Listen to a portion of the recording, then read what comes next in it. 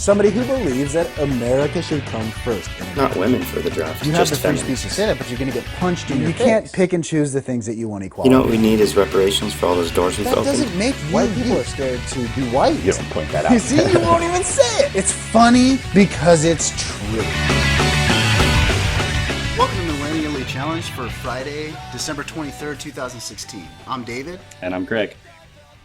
And today I'd like to talk about, let's just get started.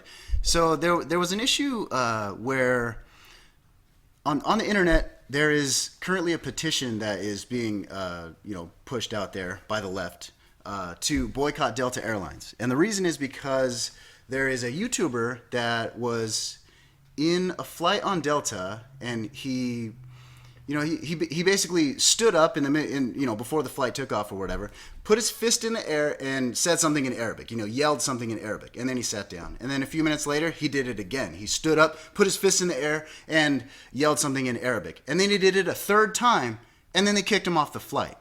So while they're kicking him off the flight, Good on him. Yeah. So while they're kicking him off the flight, he's saying, "I'm being kicked off of this flight for speaking Arabic." It's like, no, you're not being kicked off of the flight for speaking Arabic. You're getting kicked off of the flight for causing a nuisance, for trying to scare people by standing up and putting your fist in the air and saying something in another language. I get that you have the right to talk in your language. I don't think that anybody's saying that you shouldn't be able to speak Arabic on an airplane. I think that you shouldn't be able to stand up in the middle of a crowd and put your fist in the air and say something that is intended to scare people. Yeah. Just to give you an idea about what this guy is all about, all of his YouTube videos are like this. He goes onto airplanes and he tries to scare people. He's a Muslim-looking person, and he goes in there with his Muslim-looking friend, and they try to incite fear on an airplane. You're not allowed to do that. Yeah, let's go ahead and play the video. Okay, here we go. طب اكسبيرمنت ناس ها؟ 10 9 8 7 6 5 4 3 2 1. It sounds like counting to me. Yeah, so essentially what this isn't the video this isn't what he was doing when he got kicked off of this particular Delta flight. The reason we're playing this video for you is just to show you what this person is all about. That's what this guy does. He goes into an airplane flight and he tries to scare people. So what he's doing is he's in Arabic counting down from 10 to 1 in the middle of an airplane flight. Now, granted, this isn't the video that we're talking about. This is just an example of what he does. But obviously, if this is what this guy is doing, in this video, trying to incite fear on an airplane to get a reaction out of people, this guy's got 3 million YouTube subscribers. There's a reason he's doing this. He's making money off of it. He does it in order to scare people. You're not allowed to do that on an airplane. And so when you stand up and you say and you yell something, if I stood up at the beginning of a flight and I put my fist in there and I said, "Jesus Christ lives and he loves everyone," right? Even if that's all I said, right? And that's not a negative message. Even if I did that. And then I waited 5 minutes and I did it again. And then I waited 5 minutes and I did it again. Jesus Christ lives and he loves everyone. If I did that, I would be kicked off of an airplane. Well, and you know what? It wouldn't be because I was speaking English. I don't know that you would get kicked off just for that. But if you then started counting down from 10, which the counter argument is people said, well, nobody knows Arabic, so how would they know that he's counting down? But we just showed the video. It's clearly counting. It's if pretty you start obvious. counting in French, I don't know French, but I guarantee you I know you're counting. I don't know that you're counting down. The reason I knew he was counting in that video is because 5 seconds before that, he's like, "I wonder what's going to happen if I count down from 10 in Arabic." Like, he was doing it to incite fear on that airplane flight. Yeah. And you know what? If I was sitting there with my kids sitting next to me and my wife on the other side, I would be freaked out. You know what? I'd probably go over there and punch the guy in the face. I'd do something. I'd get the marshal to kick him off. What if he was sitting next to air marshal? What if he was sitting next to an air marshal? He got shot. This guy is going into airplanes or trying off. to scare people. Yeah, well, that's what happened. I'm surprised they didn't. Did they evacuate the plane? No, they just kicked him off because I would've and it wasn't left. because they were saying that he was threatening anybody. He was just causing a nuisance. You're not allowed to do that. You're not allowed to stand up and yell in the middle of an airplane. Yeah. It doesn't matter that you were speaking Arabic. That was my point. If I was speaking English, I would have gotten kicked off by doing the same thing. But don't you know, Davey, that you're allowed to be a nuisance as long as you're not white? Yeah. You're allowed to be a nuisance as long as you don't fit into the white male narrative that the left has been trying to sell. Let me read. So he tweeted, new videos up, counting down in Arabic on a plane experiment. Hope you'll have an amazing day. Much love. Other people have tweeted. Let me read you some of these tweets. This incident. Whoops. This incident shows. This incident shows just how powerful white privilege is and how racists accommodate their comfort by screaming fear. You're the one screaming in Arabic. You want to tan, eat our food, visit our countries, and get Arabic tattoos, but get uncomfortable when we speak Arabic. No, we don't That's get not uncomfortable. why we're uncomfortable. How many... I don't care that you're speaking Arabic. Of all the airplanes that have blown up, right? How many of them were caused by a non-Muslim person? Davey. That's really the operative question, right? Well, that is one. The reason that they're scared is because you're Muslim speaking Arabic on an airplane. And it's like known the worst.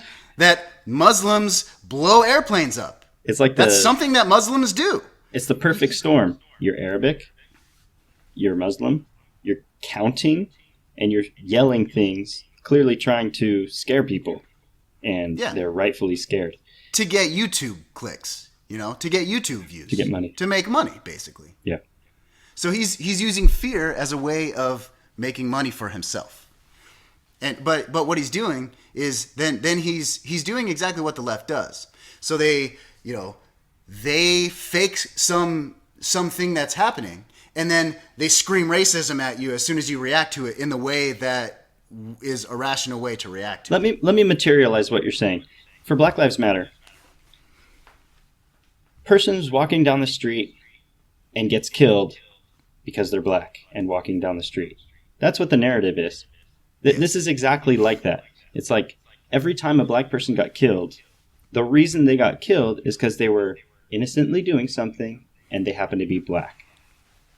And the truth is that they weren't innocently doing something. They were fighting. They were fighting to get the gun from the cop. They were let's talk about the case orders. of Tamir Rice, because he was a 12-year-old kid.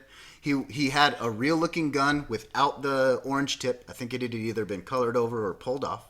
Right, so he had a real-looking gun, and the cop shot him. Because he was waving a gun around within in a like public 1 park. second of showing up. Well, yeah. I mean, The cops pulled up and shot him because he was. I mean, they had reports that he was waving his gun around and threatening that he was going to shoot people, and he probably. I mean, it's not very clear on the video, but he, points that gun. If a cop thinks you have a real gun and points it at them, they will kill you, and it doesn't take more than 1 or 2 seconds for that to happen. I've told my kids that story. My son loves play guns. He's got tons of Nerf guns. He loves guns.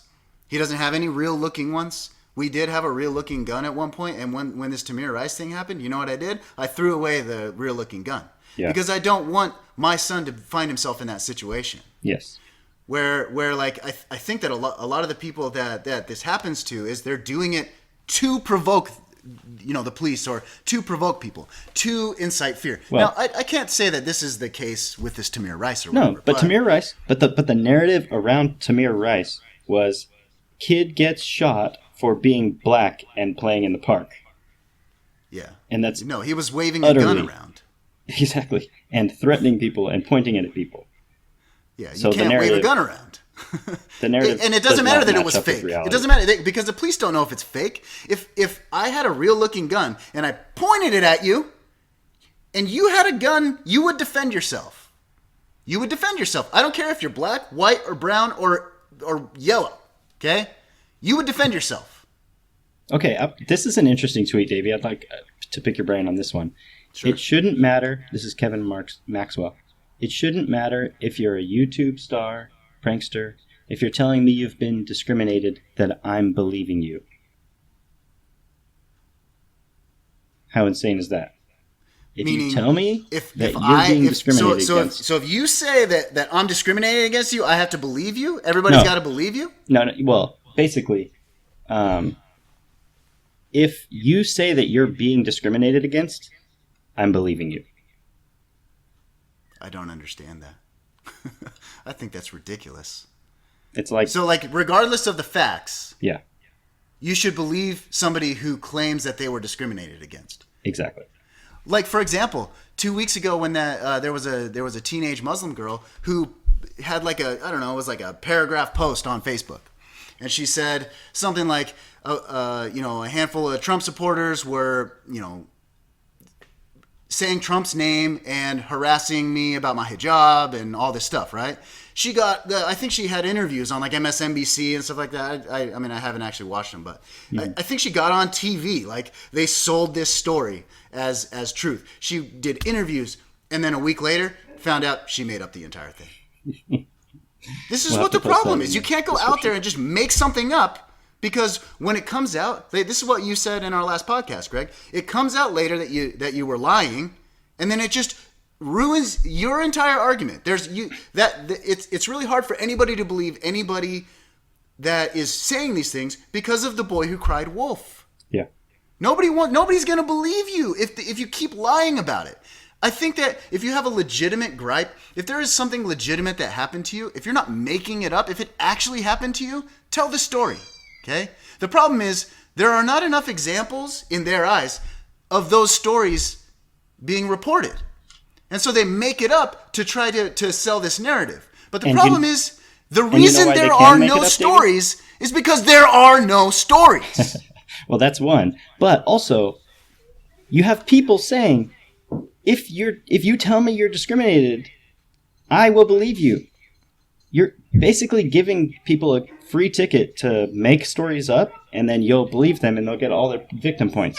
Anyway, so you have these people saying, I'm going to believe you if you say that you're discriminated. And so, of course, what are you going to say? I'm discriminated. But they're not going to believe you if you're white. This is the same as the whole rape narrative, right? So I think at one point Hillary Clinton had on her website that if somebody reports rape, if a woman reports rape, that she should be believed. Okay? And then it came out that Bill Clinton had raped a bunch of people, and all these people that were coming out, accusing him of that. I'm not saying, like, allegedly. Let's say allegedly. So allegedly Bill Clinton has raped a bunch of people. There are people who are out there saying it. And she's saying that you should believe them. And she took that last addendum to that statement, she took that off of her website as soon as all that stuff happened with the Bill Clinton rape stories. So she said she took off and should be believed is basically what she took off. Okay, let me read you a couple more tweets. White people never fail to disgust me.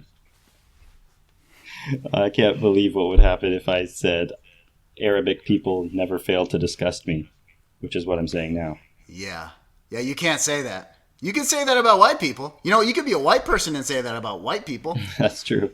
You could be a Arabic person and say that about a white person, and you're fine. They're not going to have a problem with that. Here's a good point, nobody's got a problem with that. Last tweet on the article that I'm reading. These white people have been getting brave ever since Donald Trump won. Okay, so they obviously don't know English, but getting braver. And I don't think that's an untrue statement, Greg. I can tell you right now that I personally feel more comfortable with saying politically incorrect things than I used to. That's because you are more politically incorrect than you used to be. It has nothing to do with Donald Trump. You may be Maybe right. For some people it does. But I think that if you did that 1 year ago without Donald Trump, you still get kicked off an airplane. In fact, the closer to 2001 that you do that, you probably get more and more likely to get kicked off a plane. What? I would argue that 25 years ago, you do that on an airplane, you get kicked off. And you know what you don't have is you don't have a cell phone camera to be able to document it and say, look, we're getting kicked off for speaking Arabic. It's like, no, you're not. What happened to the beginning part? What happened to you actually doing that, right? Okay. All I have is video of you getting kicked off of the airplane and starting a petition against Delta Airlines. Yeah. Well, David, let me ask you this. If you were in Spain and you did the same thing, and you got kicked off the airplane, which you inevitably would do, would you say, man, I can't stand these Spaniards. Spaniards are horrible people, F Spaniard supremacy and everything. So, like, you stand up and you say something in English. So everybody else on the plane speaks Spanish, No. and No, I say say it in Arabic. Okay, so I say something in Arabic. Yeah, I would get kicked off of the airplane. Start counting down in Arabic on a From 10. Spanish-only plane and see what happens. You're going to get kicked off. It's not white people. White people don't have a problem. You have a problem. I Spaniards think you are would have a likely problem. to get tackled. You might get a worse thing happen to you if you were Like in an Spain. air and you did that. marshal shoots you in the face. I hope, for example. I would not put it past these people. You're scaring people. You should be. There should be action taken against you. I in would America, call that we kick you off the plane. a legitimate thing to do in that situation. If you're counting down in Arabic on an airplane before it takes off, and you get shot, I don't think you have much of an argument that you shouldn't have been shot. Yeah. So we were speaking to some liberals yesterday, Greg and I, and we got into a big conversation about abortion as we were talking about our last episode of our podcast. Go ahead, Greg. Take it away. So we were talking about abortion, and essentially the argument is that I'm not willing to have a 13-year-old who got raped, I'm not willing to force her to have the child. That's where I'm starting. I'm starting off there. And I can't make a policy that gets rid of abortion in the parts that I disagree with abortion without also infringing on that, because you can't prove, reliably that you were raped and that you deserve an abortion. So because people could lie about rape, and if you said, abortion's only legal if you got raped, that would give an incentive to people to claim rape. Yes. More so than they have today. So what do you think about that? So the argument is that because of these fringe scenarios, like your 13-year-old got raped and is pregnant, and you shouldn't force that 13-year-old to have that baby. Or let's say that you're 23 years old and you're going to have a baby, and the doctor says, well, you're going to die if you have this baby, or you can have an abortion and you'll live. Okay, so but that one's regulatable, because you could actually get the doctor to be the authority on that, to say, I write a doctor's note, this person will die if they have this baby. They could take that and get an abortion. I think almost all conservatives are fine with that. The one, thing. But what's the moral dilemma with that situation? Because I still feel like you're still killing a human being. Person. Yeah, you're going to kill one person, but who's to say which person you should kill?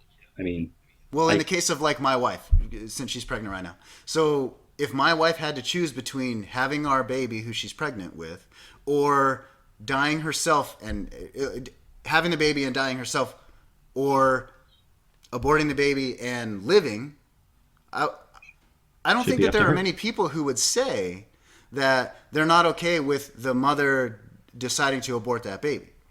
And that's primarily because somebody's going to die. One person is going to die. It's either going to be your unborn child or it's going to be you.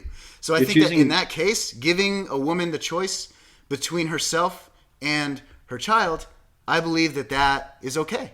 So let's assume, because everyone feels that way, I feel like. So let's just put that aside. That's no longer even part of the argument, and it's very regular. Because that's easily regulatable.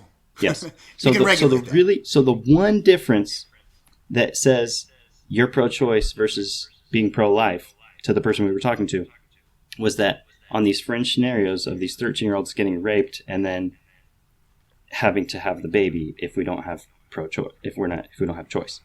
Yeah, forcing somebody who was raped to carry that child for 9 months. Here's my counter argument.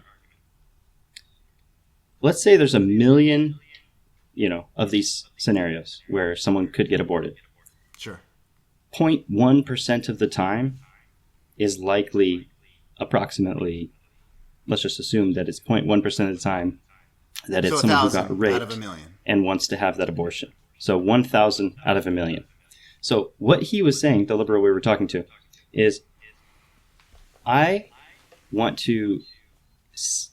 I'm willing to kill 990,000 babies in order 999,000 babies. 999,000 babies in order to prevent these 1,000 people from having to go through with the birth and then put the kid up for adoption. And what my counter argument to that is, I want to make sure that 999,000 babies don't get killed, and then at the cost of forcing these people to have the baby and put it up for adoption if they want to. So an argument that this person made was, what about the death penalty? So you can't be anti-abortion and pro-death penalty. And my argument about that is absolutely yes, you can. Because with abortion, you're killing an innocent baby, an innocent fetus, a person that has never committed a crime, has never killed anybody, has never hurt anybody. Where with the death penalty, because I'm pro death penalty and I'm anti-abortion. But Davey, you're missing the argument, which is I'm getting to it. Okay. So his point was that you can't be anti-abortion and pro-death penalty because there are some times that because of the death penalty that an innocent person has been put to death. Yeah. So the problem with that though is that that's like what you said about abortion, the 1,000 versus the million. You're talking 1 out of every 1,000 people that are put to death on death row were actually proven to be innocent. Yeah. Let's say I don't have the statistics in front of me, but suppose that's the number. It's a very, very, very low percentage. Yes. 1%, a very low percentage of people that are on death row that are killed were actually innocent. Yeah. But I think that's horrible, and that we should probably try to stop that from happening. But I'm not willing to say that the 999 people that committed murder that got the death penalty, that we shouldn't put those 999 to death because we might possibly put one innocent person to death. Which there's probably more people that are innocent that are put to death, but the chance of them actually being proven and released is that 0.1% we're talking about. Yeah.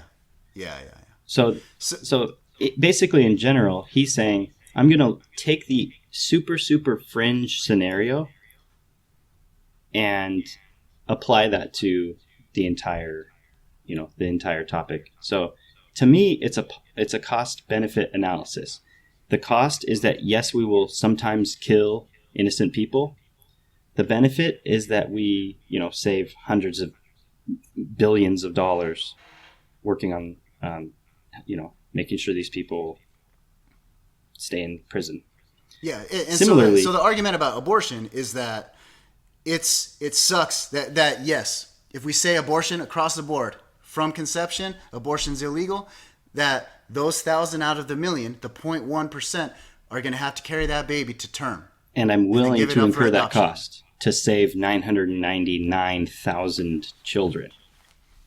So for the cost of saving 999,000 children's lives is that 1,000 children or 1,000 people are going to have to carry a baby that a baby that they didn't want, that they were raped, and now they're going to have a baby. They have to carry that baby to full term. So on abortion, I'm not sure if I'm completely on board with just saying across the board, even in cases of rape, that you're not allowed to do that. The problem is that if you say the only time that you're allowed to have an abortion is with rape, people are going to be accused of rape a lot more often than they are today. That's why I'm saying, just if you got raped, you still have to have the baby. Just put it up for adoption, unless it's going to kill you, and a doctor says it's going to kill you. And then you can choose, or give you paralysis or something. Some predefined. Hillary Clinton I think in the third debate said the health of the mother is the only thing that she cares about before that baby's born. It doesn't matter if the baby's almost full term, but it's the health of the mother. But what does that mean? Like, the health of the mother could mean stretch marks. I don't know. Her back is hurting during pregnancy. My wife's back hurts all the time during pregnancy. So Davey, that's a health condition. Let me read some of the pro-abortion or the pro-choice arguments from abortion.procon.org.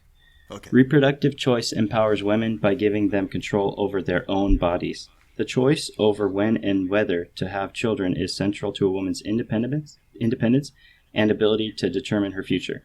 Supreme Court Justice Sandra Day O'Connor wrote in the 1992 decision in Planned Parenthood versus Casey, the ability of women to participate equally in the economic and social life of the nation has been facilitated by their ability to control their reproductive lives. Blah, blah, blah. I don't know why I'm reading the whole thing. But they're Basically, not controlling their own body. They're controlling someone else's body, an independent human being. Yes, that is the associated con. Every single person listening to this podcast or watching this podcast was once one cell. You were once one cell. And you yourself, in your mother's womb, divided your own cells. And then you continued dividing into more and more cells yourself. Your mother didn't put two cells together. Your mother's egg and your father's sperm came together, and then you were a person. Yeah. And then you began to split yourself. You began to grow on your own. You on your own, independently of your. I mean, not independently, but with the assistance of your mother's womb, you yourself started to grow. So you were a person. As soon like to try to think of it as yourself as a fertilized egg. You were once a fertilized egg. Nobody's disputing that fact. Yeah. Were you not a person when you were a fertilized egg? That brings me to pro number 3 on the site.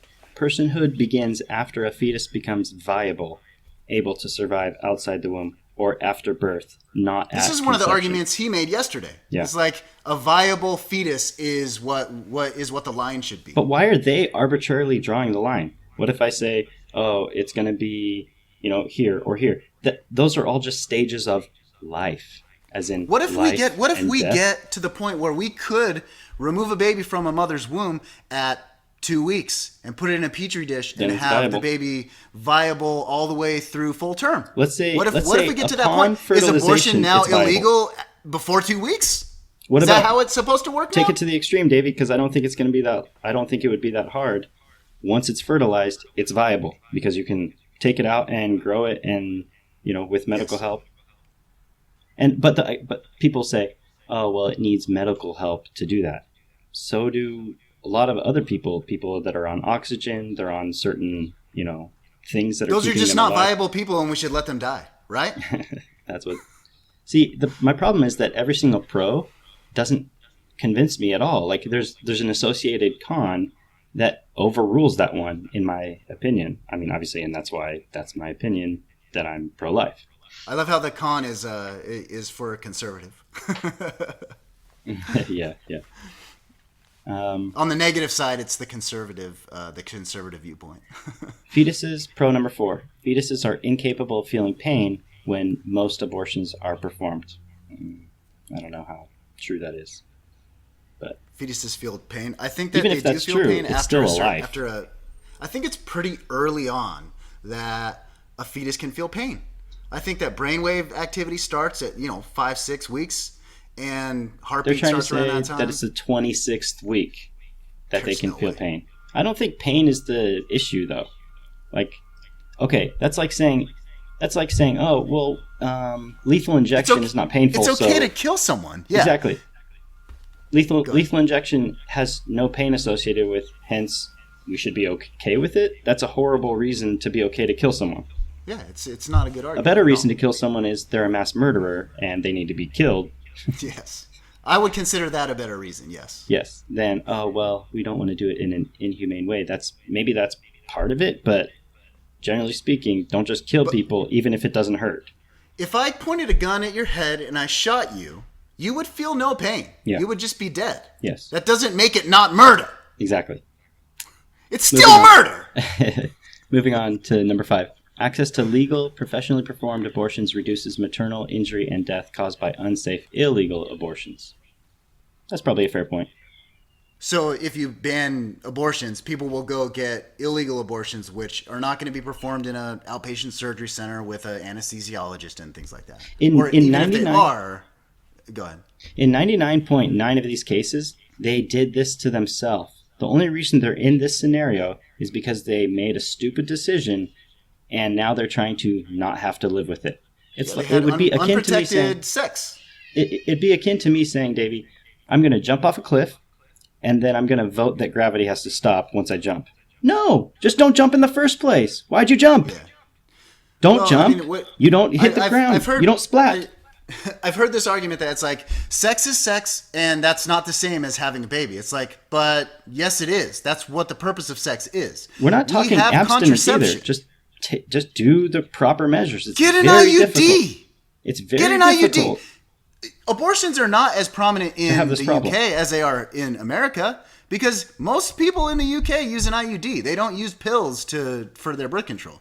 You jumped off the cliff already. You're going to have to face the consequences. Yeah, I mean, I've heard this argument from the other side. Several people actually have said this: is that sex is just sex, and having a baby is much different. But the problem is, if you're responsible enough to have sex, you're responsible enough to have a baby. You have to accept that. Just use get an contraception. It's IUD. not that hard. It really isn't. You know what? Go get an IUD. It's less expensive over time. You know, it's like whatever, $350, $400, $500 at the most. Even if you pay cash, even if like your insurance company won't cover it or whatever. Even if you pay cash, it's like up to $500 to get an IUD. Yeah. Get an IUD because you know what? You don't have to remember to take your pill. You can forget to take your pill, and then you're more likely to get pregnant because of that. If the government If you has just to have an subsidize IUD, it, maybe that's it. Maybe we do that. So anyway, we could wrap up the podcast for today. I think that we have a Thank pretty you. good argument. Thank you for watching. Hope you guys like, subscribe, comment, tell us what you think, tell us how wrong we are, how right we are. We'd love to have feedback, and thanks for watching. We'll see you next time.